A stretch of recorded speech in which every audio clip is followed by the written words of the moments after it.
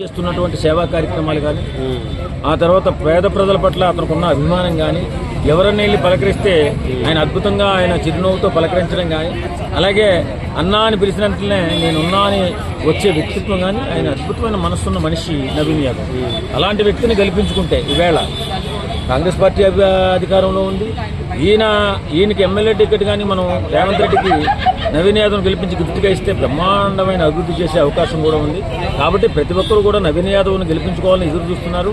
నవీన్ యాదవ్ ఎమ్మెల్యేగా అప్పుడే చాలా మంది ఫిక్స్ అయిపోయారు.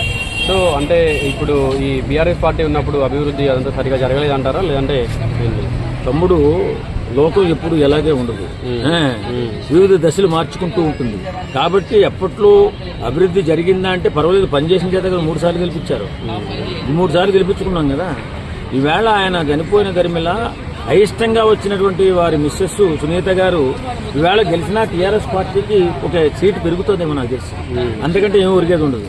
కానీ అభివృద్ధిలో ముందుకు వెళ్లాలన్నా, అభివృద్ధి ఫలాలు పూర్తిగా జూబ్లీహిల్స్ నియోజకవర్గానికి కావాలన్నా, డబుల్ అభివృద్ధి చేసుకోవాలన్నా ఇంకా మేము మీకు నవీన్ యాదవ్ను గెలిపించి మీకు గిఫ్ట్గా ఇచ్చాం రేవంత్ రెడ్డి గారు, మాకు ఈ పనులు చేసి పెట్టండి, ఇక్కడ పెద్ద సమస్య ఉన్నది, ఈ సమస్యను తీర్చండి అని చెప్పి గట్టిగా అడిగే అవకాశం ఉంటుంది. తర్వాత యువకుడు బాగా చదువుకున్న వ్యక్తి, అద్భుత ప్రగతిని సాధించలో ముందంజలో ఉంటాడనే ఆలోచనతో ప్రతి ఒక్కరు కూడా నవీన్ యాదవ్ను గెలిపించుకోవాలని చూస్తున్నారు. నవీన్ యాదవ్ గెలుపు ఖచ్చితంగా అవసరం ఇవాళ జూబ్లీహిల్స్ ప్రజలకి.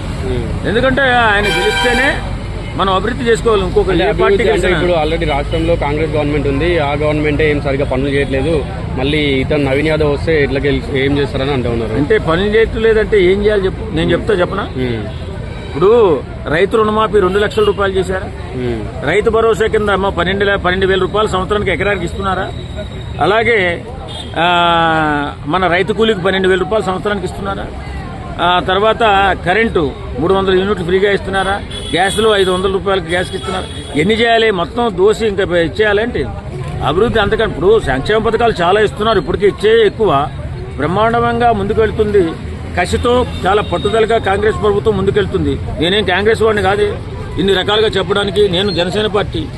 నేను ఏం చెప్తున్నానంటే ఇప్పుడున్న ఈ 3 సంవత్సరాల వ్యవధి కాలంలో మన జూబ్లీహిల్స్ నియోజకవర్గాన్ని అభివృద్ధి చేసుకోవాలంటే ఖచ్చితంగా నవీన్ యాదవ్ గెలవాల్సిన అవసరం ఎంతైనా ఉంది. ఇది కాదన్నా ఎవడన్నా కానమని నా ముందుకొచ్చి మాట్లాడమను కాదా. నేను ఒక జూబ్లీహిల్స్ ఓటర్గా ఇందిరానగర్ జూబ్లీహిల్స్ మన రెహమత్ నగర్ డివిజన్ మా నాయకుడు సిఎన్ రెడ్డి గారు ఆయన అద్భుతంగా పనులు చేస్తూనే ఉంటాడు. ఒక సామాన్యుల పనులు చేస్తూ ఎప్పుడు పడితే అక్కడ నిలబడి అద్భుతమైన ప్రగతి సాధిస్తూ ఉంటాడు. అతన్ని చూసే వేళ అందరూ కూడా రాజకీయాల్లో ముందుకొచ్చాం. మేము ఎప్పుడు